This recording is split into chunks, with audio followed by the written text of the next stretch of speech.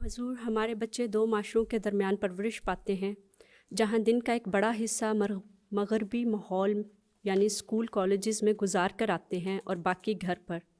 دیکھا گیا ہے کہ اکثر اوقات نوجوانی میں کچھ بچے آئیڈینٹی کی پرابلمز کا شکار ہو جاتے ہیں۔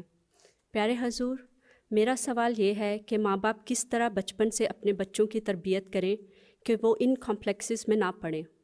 جزاک اللہ۔ آپ کے بچے جاتے ہیں 5-6 سال کی عمر میں، بعض جگہ 6-7 سال کی عمر میں، تو 5 سال سے لے کے 7 سال تک کی عمر تک تو وہ آپ کے پاس رہتے ہیں، ٹھیک ہے۔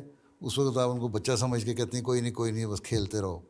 اس وقت ان کو چھوٹی چھوٹی نیکی کی باتیں سکھایا کریں، ان کو دعائیں سکھایا کریں، ان کو بتایا کریں۔ بعض ماں باپ ایسے ہیں جو قرآن شریف تو ختم کروا لیتے ہیں 4 سال کی عمر میں، 5 سال کی عمر میں بچے کو، پھر کہتے ہیں آمین کروا دو، ہمارے بچے نے 5 سال کی عمر میں قرآن کریم ختم کر لیا، لیکن اس کو باقی دین کی باتیں نہیں سکھاتے۔ ان کو پتہ ہی نہیں لگتا ہے قرآن ہم نے پڑھ لیا تو اس میں ہے کیا۔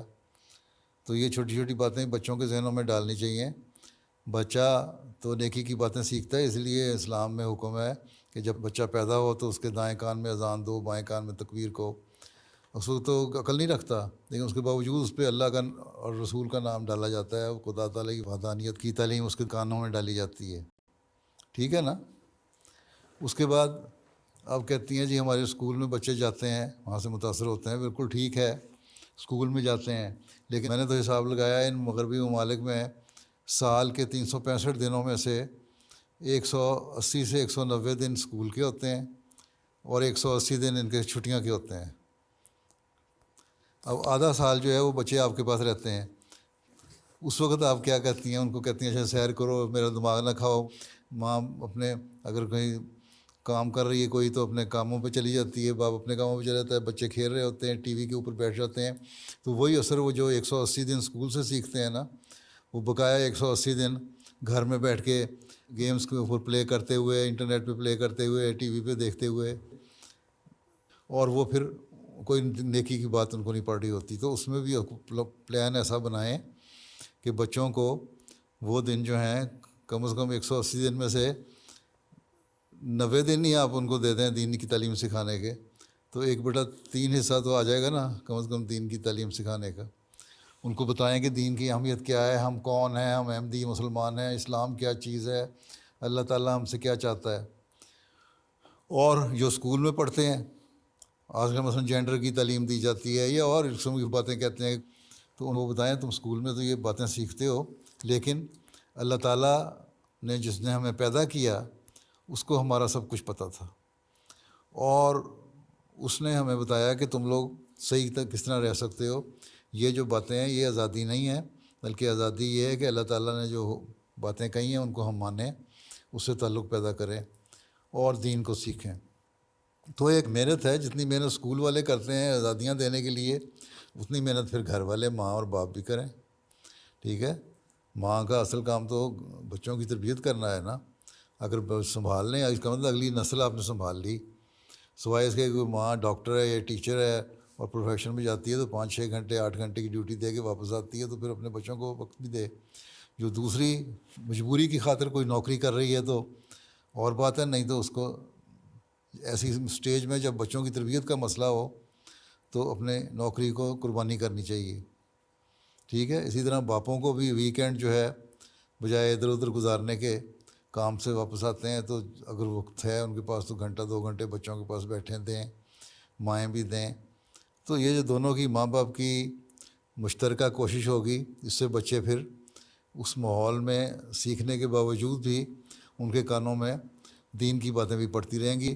ماں باپ کو دیکھیں کہ نمازیں پڑھ رہے ہیں، قرآن پڑھ رہے ہیں، دعائیں کر رہے ہیں، دین کی باتیں کر رہے ہیں، تو وہ عملی نمونہ بھی سامنے آ جائے گا۔ تو اگر بڑوں کا عملی نمونہ نہیں آئے گا تو بچوں نے کیا سیکھنا ہے؟ اگر بچوں کو آپ نے اسکول میں کھلی چھٹی دے دی اور یہاں بھی اگر کھلی چھٹی دے دیں گے تو اس کا کیا نتیجہ نکلے گا؟ اب یہاں جی بعض جگہ قانون پاس ہو رہے ہیں، اسپین میں بھی ہو گیا کہ بچہ اگر 16 سال کی عمر میں جینڈر اپنا جو مرضی چاہے بدل سکتا ہے۔ تو لوگوں نے سوال اٹھانا شروع کر دیا، شراب پینے کی تم اجازت نہیں دیتے بغیر نگرانی کے 18 سال سے پہلے، اور اس بات پہ تم آزادی دے رہے۔ اس کا مطلب ہے کہ ایک دجالی چال ہے، بہت خطرناک چال ہے، تاکہ دنیا کو دین سے دور کیا جائے اور دہریت کو قائم کیا جائے۔ یہ دہریت کا ایجنڈا ہے جو کام کر رہا ہے، دجال کا ایجنڈا ہے جو کام کر رہا ہے. عیسائیت کو لوگ بھول چکے ہیں، مذہب کو لوگ بھول چکے ہیں، ان طرف تو جاتا نہیں. ابھی تک جو اعداد و شمار آتے ہیں، جو اسٹیٹسٹکس آتی ہے، اس کے مطابق یہی ہے کہ ابھی تک مذہب پہ عمل کرنے والے صرف مسلمان ہی زیادہ ہیں. بلکہ پچھلے دنوں میں تو ایک بندہ جو دہریہ تھا اس نے لکھا ہے کہ میں مذہب کے خلاف تو ہوں، لیکن یہ مجھے پتہ لگ گیا ہے کہ اگر مذہب کوئی ہے تو اسلام ہی ہے، کیونکہ عیسائیت تو اپنا سب کچھ چھوڑ بیٹھی ہے.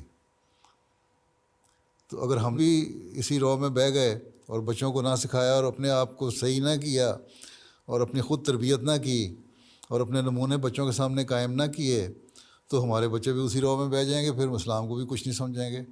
تو یہ تو ہمیں اللہ کا شکر ادا کرنا چاہیے کہ ایک زندہ مذہب ہمارے پاس ہے، اس کی تعلیم ہمارے پاس ہے، اور اس کی تعلیم جو ہے وہ ہر عقل کی بات ہمیں بتاتی ہے، موجودہ زمانے کے لحاظ سے ہمیں ایڈجسٹ کرنا بھی سکھاتی ہے. تو پھر بھی اگر ہم اس پہ عمل نہ کریں تو یہ ہماری بدقسمتی ہوگی اور ہم اپنے بچوں کو ضائع کرنے والے ہوں گے. اس لیے یہ ساری چیزیں ماں باپ دونوں کو مل بیٹھ کے سوچنی چاہیے اور پلان کرنا چاہیے. اور میں وقتاً فوقتاً اس پہ بتاتا بھی رہتا ہوں مختلف وقتوں میں. اس کو سنا کریں، دیکھا کریں. پہلے خلفاء نے بتائی ہیں باتیں، ان کو بھی دیکھیں اور سنیں. تو یہ چیزیں جو غور سے سیکھنے والی ہوتی ہیں، ہر خطبے کو اگر غور سے سنیں اس میں سبق ہوتی ہیں باتیں. MTA کے بعد پروگرام آتے ہیں، اس میں بعض باتیں سبق آموز ہوتی ہیں. تو یہ ساری چیزیں دیکھا کریں. اور پھر اصل چیز یہی ہے آپ کا اپنا عمل. خود عمل نہیں ہے تو بچوں نے کیا سیکھنا ہے؟ یہ صرف بہانہ ہے. جو اسکول میں رہتے ہیں 180 دن آپ کے پاس رہتے ہیں 365 دنوں میں سے. ٹھیک، چلو.